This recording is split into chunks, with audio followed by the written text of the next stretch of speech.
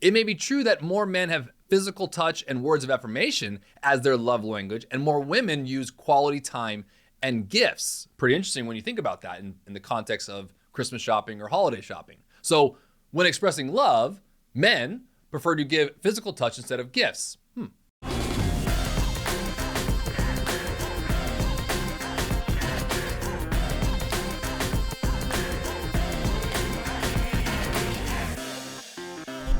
Welcome to Make Your Money Matter. I'm your host, Brad Barrett. I'm also a managing director and partner here at One Capital Management. I'm here each and every week to help you create a better relationship with your finances and build the life you deserve, because after all, your money matters.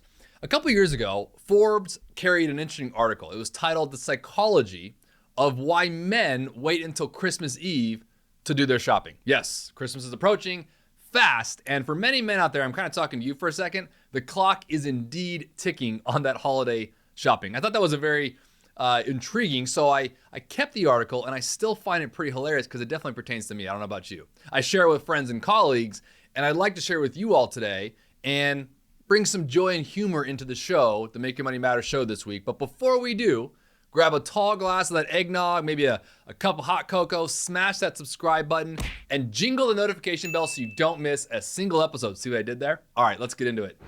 So this article was written by a doctor named Nicole Roberts, and here's what she wrote, and I quote, "Well, I don't want to perpetuate out-of-date gender stereotypes, but there is research to suggest gender differences really exist in how people approach shopping, both physically and mentally." In fact, she continues to write on, according to the Journal of Consumer Marketing, females compared to males are found to start Christmas shopping much earlier, purchase more gifts, and embark on a greater number of shopping trips, end quote. Now, by the way, real quickly, that's not just Christmas, let's be honest, but I digress.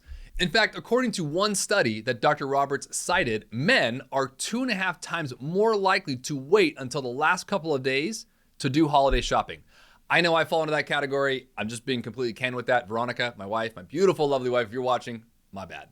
It's not something I'm too proud of, and I personally commissioned my own, I'll call it household study of Christmas shopping, and I can confirm that Dr. Roberts is onto something here. Now, although I haven't yet begun Christmas shopping, my wife, Veronica, started her shopping on December 26th of last year. I'm almost positive. But before we get too entrenched in all that gender stereotyping supported by this research, let's keep in mind that according to Dr. Roberts, many, if not most, procrastinating shoppers aren't thoughtless or lazy. I find that great to know personally. In actuality, they are rational and maybe even admirable reasons why these shoppers wait for the last minute. For example, did you know that some research concludes that some men procrastinate because they're considering all their alternatives? Every guy right now, by the way, who's watching or listening is just clapping and cheering. And I don't mean to pander to that, but I mean, that's interesting, right? And in essence, they want to make sure they buy the perfect gift for their loved one. So procrastinators are perfectionists in disguise. Now, these guys aren't going to make an early poor decision. They're not going to buy the first thing that they see. They want to give their purchases some thought. They want to buy the right thing for the right person. Does that sound plausible? Probably not to many wives listening right now, but it's just one school of thought. And let me remind you again, Dr. Nicole Roberts, the author of this article herself, is a woman. Dr. Roberts also pontificates that men express their love differently than women. In a way, men and women speak two different languages. To this point, she cites, and I quote, "It may be true that more men have physical touch and words of affirmation as their love language, and more women use quality time and gifts." Pretty interesting when you think about that in the context of Christmas shopping or holiday shopping. So when expressing love, men prefer to give physical touch instead of gifts. Well, based upon that research, the only thing I can think is that many women watching and listening right now are probably not happy Christmas comes only once each year. So according to the National Retail Federation in the United States, here's some stats I want to throw at you. About 24% of people plan to do their Christmas shopping on December 22nd and 23rd, just a day or two before Christmas. I actually found that shocking. Even I don't think I'd wait that long. And only 61% of shoppers feel it's safe to visit a physical store, but many won't. They'll shop online instead, especially given these past 2 years with the pandemic. That actually stat's gone up in my opinion. You know, I have to admit, when it comes to Christmas shopping, I am a stereotypical male procrastinator. I start about a week in advance at the most. And I also have to admit, it's not such a great strategy. It's actually blown up in my face a couple of times, completely candidly here. And you think I would learn. And I think I probably don't get the best deals or great gifts if I wait this long. So knowing this, my question is this to myself and to everyone else. Knowing all this, myself as an example, why do I continue to do this? Well, I think what happens is that probably just a lot like you, I become entrenched in my days, busy at work, taking care of routine family duties, my clients, the big and small stuff all around, and spread out over a 24-hour day, leaving little time for shopping. And in my business, December is a pretty hectic month. I'm sure that many of you have year-end business obligations, monopolizing your time and energy. And as a result, important personal items, whether important to some and less important to others, they often end up on the bottom of our to-do list. Again, not right or wrong, it's just kind of maybe a factual statement here. We might look at Christmas shopping as more urgent than important, but ultimately, as we all know, deep in our hearts, Christmas shopping, be it modest or extravagant, it's not about the gift necessarily, is actually very important. It's an expression of our gratitude for someone we love. And what's more important than that, like my kids, for example, used to make cute Christmas cards for me, right? The crayon drawings on red and green construction paper, Christmas trees, snowmen, and Santas. My daughter, Kate, loves drawing rainbows, so she would draw a rainbow and make the colors of the rainbow only red and green. Let me tell you, there was no procrastination on their part. They couldn't wait to make these cards, proudly placing them under the tree by our resident elf on the shelf. Don't even get started on that thing. As many as you have who have kids, you know what I'm talking about. And all these years later, 7 years of being a parent, I have a 7-year-old and a 5-year-old, I still have most of these cards. I've kept them over the years, but I just don't have the heart to throw them away or to move them off in the back shelves. And at times, I think we all can procrastinate, and sometimes we procrastinate over important issues. We all know there are certain important things we should be doing, but life seems to get in the way, so we put it off continuously, kicking the can down the road, as they say, procrastinating until we find ourselves here, coming up on Christmas Eve, standing at the perfume counter at some department store, listening to the manager on the PA system say Macy's will be closing in 15 minutes or something like that, buying something that's you're not sure you're even gonna give to your wife or your mother-in-law or your mother. And it's always in that moment that you're lament on not having done these things sooner, not having been more proactive earlier in the game when you had more time to make better decisions, and on and on and on. And let me give you an example of something real quickly that when it comes to money and gifts and this season of giving right now, we put a lot of emphasis on, and we've heard this before, it's not the gift that matters, it's the intention of it, it's the heart, it's the thought of giving. And the other day, my wife and I, we were sending a teddy bear. We went to Build-A-Bear and sent a teddy bear to some friends of ours across the pond, across the ocean in a different country. And this bear probably cost us $60, but it cost us $150 to send it. Now, I'm curious your comments. You can leave them in the comments in the below. You can comment on our social media. But I want to kind of put this out to the atmosphere here. My wife and I had this conversation where it's like, that was, to me, it was the total price of the gift. She agreed, by the way. But it was interesting. All of a sudden, this bear that someone would value at like maybe $50, right? It was a big stuffed animal bear. It was for a friend of our kids, a child, and we really wanted to give it to them. But would you spend double the price of the actual item to ship it? I mean, it's one of those things where at Christmas time, you kind of start thinking about money, you start thinking about value, and it's a great example of, okay, our value was in the giving of the gift, not necessarily the gift itself. And I'm never forget this was like a week ago, the UPS guy was looking at us like we're crazy, and I'm going like, well, it's not so much what's in there, it's the thought of giving it. And again, at that point, my wife was involved in that, which is why we did it 4 weeks ahead of Christmas. Me, on the other hand, like I'm saying here, I'm definitely falling to this camp where my gift to her, sadly, I hope I'm not omitting something right now and she's watching it here, might not come for another couple of days, and I'm hoping it gets here before Christmas.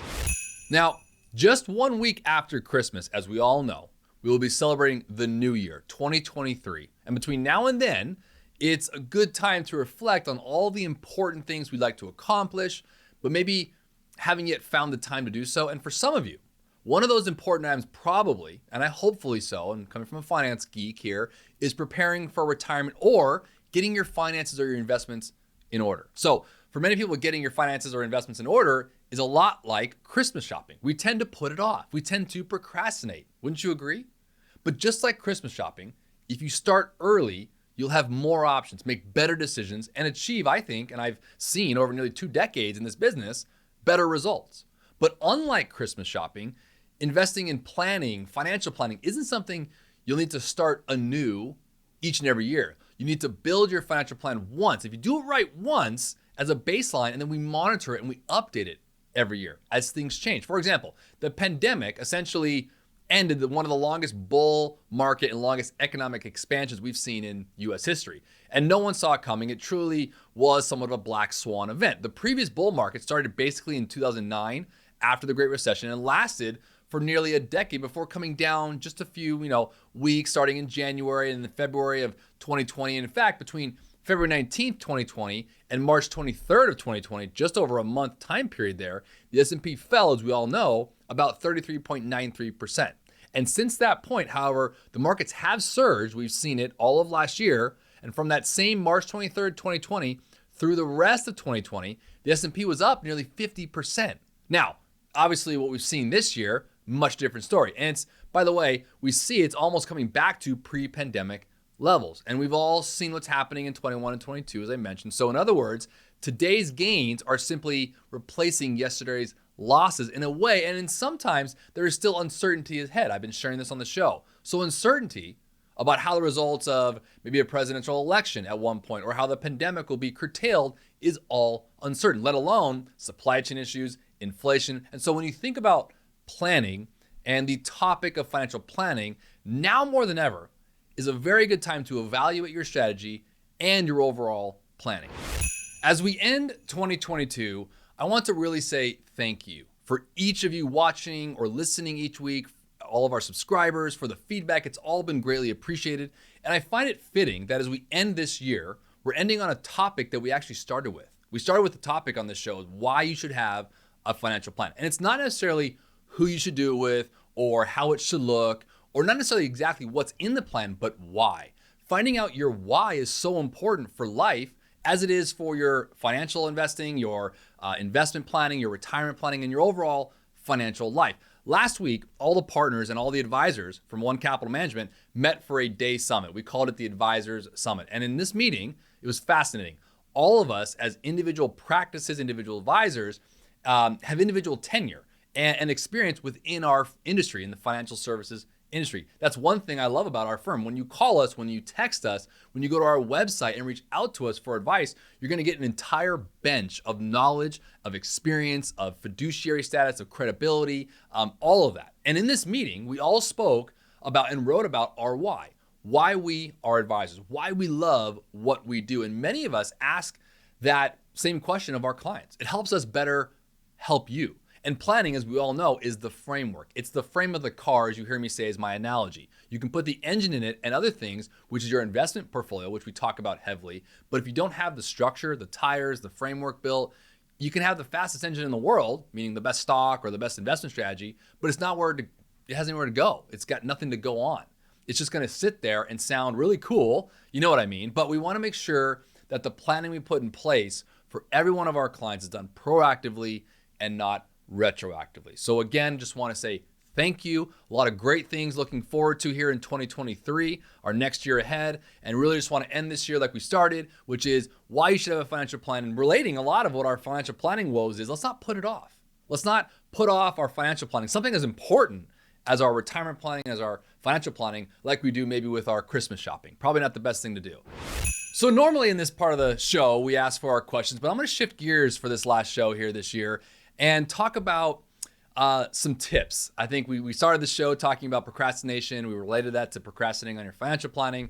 For those men out there in particular, I want to talk about some tips here. Do you have any, we got one of the questions we've been kicking around, my producer and I, is do we have any gifting tips or items for men who procrastinate? We do. As always, come to Make Your Money Matter. So not just for financial advice, but maybe for tips on gifts for Christmas. Here's a couple.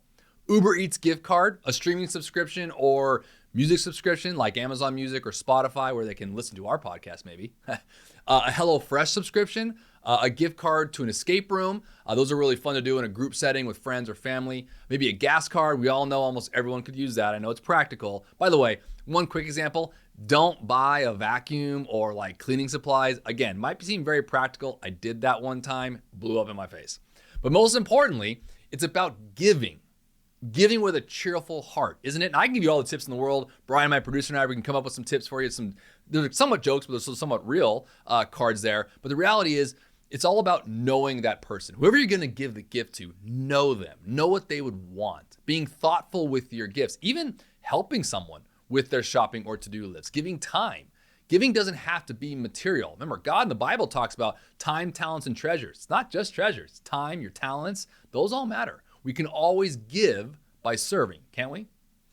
Again, if you have a question or comment, you can always leave it here for me to read. I love it. Leave it in the comment section or email us in the About page on our channel. Lastly, if there's something going on in your life or something that, this is a time that I want to look at my plan or actually sit with someone to say, how do I even begin to build a financial plan? I've never done this before. I just heard about your show from a friend, or I just came across it on YouTube. Give us a call or visit us on our website at onecapital.com. You can also scan the QR code on the screen with your smartphone to get you there. You can also call or text us. We want to help. Listen, there's no pressure here. We don't treat people like a number. In fact, we value our relationships. It's the lifeblood of what we do. So again, click, call, or text us today. And if you're not following us on social media, you should be. You can follow us at Make Your Money Matter. We're sharing great information on all of our social media platforms. And as you hear me say, if you enjoy the show, share it with someone you like. And I guess if you don't like it, share it with someone you don't like. But until next time, Merry Christmas, Happy Holidays, and a Happy New Year. And as always, make your money matter.